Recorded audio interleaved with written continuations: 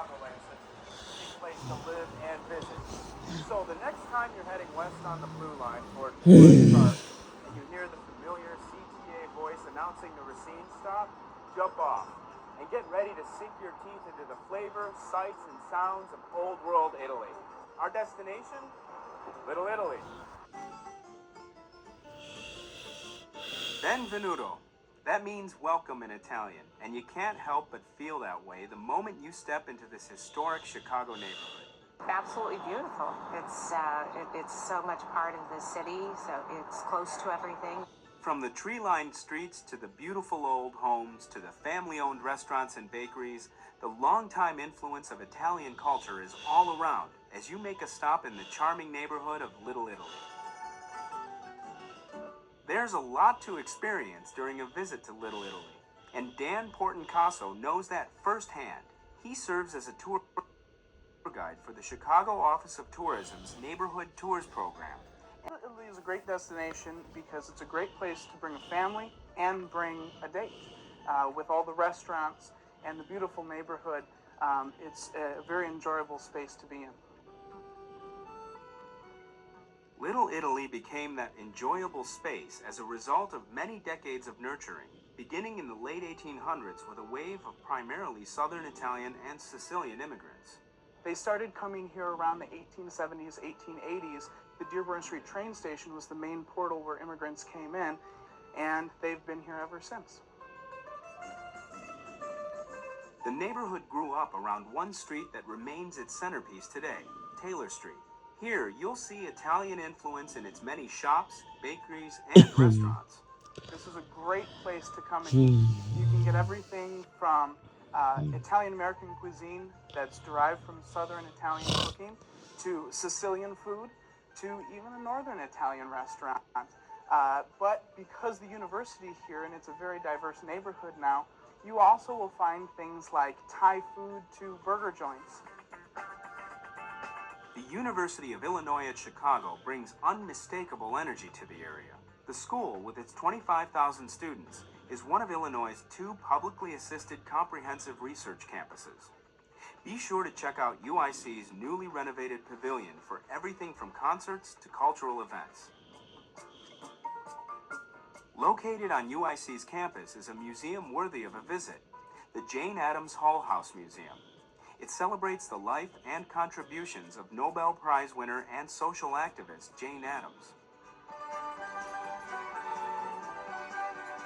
The homes along the streets of Little Italy reflect a blend of modern influence and old world charm. There are some gorgeous buildings in this neighborhood. Tell me a little bit about the housing in the area. Well, the housing, there's basically older homes and newer homes. All of them are gorgeous. They are building new construction, 2 and 3 flats with condos in them. And you have your classic Chicago 2 and 3 flats in the neighborhood. Many of them rehabbed with all the modern amenities. It's a wonderful place to live. It's a very desirable location. One of the area's most beautiful parks, Aregio Park. Here, you'll be able to stand before one of the world's most famous Italians, Christopher Columbus. This 9-foot bronze beauty was originally cast in 1892 in Rome for the opening of the World's Columbian Exposition. It has been majestically restored. How is the Italian religious tradition reflected in the community? Well, mainly through Our Lady of Pompeii Church. Once slated for demolition, Our Lady of Pompeii Church proudly remains standing as a symbol and literally a shrine for Italian culture. The Shrine of Our Lady of Pompeii was built in 1920 for the Italian, by the Italians, for the Italian community. It was when the first flux of immigrants first came over to the Chicago area. And about 10 years deemed it a shrine, and we had a whole resurgence. Our Lady of Pompeii is in the process of being restored to its original impressive grandeur. Come in and take a look around. Just recently opened, the National Italian American Sports Hall of Fame, a museum dedicated to promoting and preserving the history and heritage of Italian Americans in sports. I would think is as good as the Pro Football Hall of Fame or the Baseball Hall of Fame. We have everything from Mario Andretti's race car to Joe DiMaggio's '39 uniform. to Vince Lombardi's last coat as a Packer. It's endless. I mean, we have memorabilia of over 250 inductees in the Hall of Fame. Be sure to check out this display. All 11 Olympic medals belonging to swimming sensation Matt Biondi. Matt Biondi will win gold for the USA. Sports really brings people together. And there's one more thing bringing people together in Little Italy. So on a nice summer day, say you're giving a tour to a friend, where would you say they would have to go?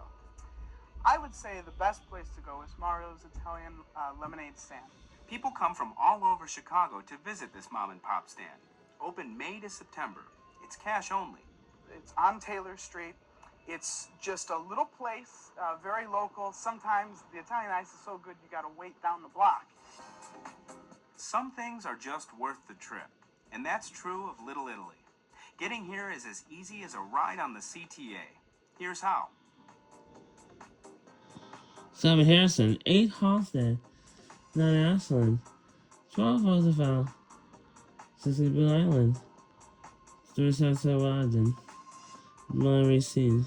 So hop on board the CTA and come to Little Italy this summer for the culture, the food, the beauty, the experience. It's a place that has something for everybody. On an average week,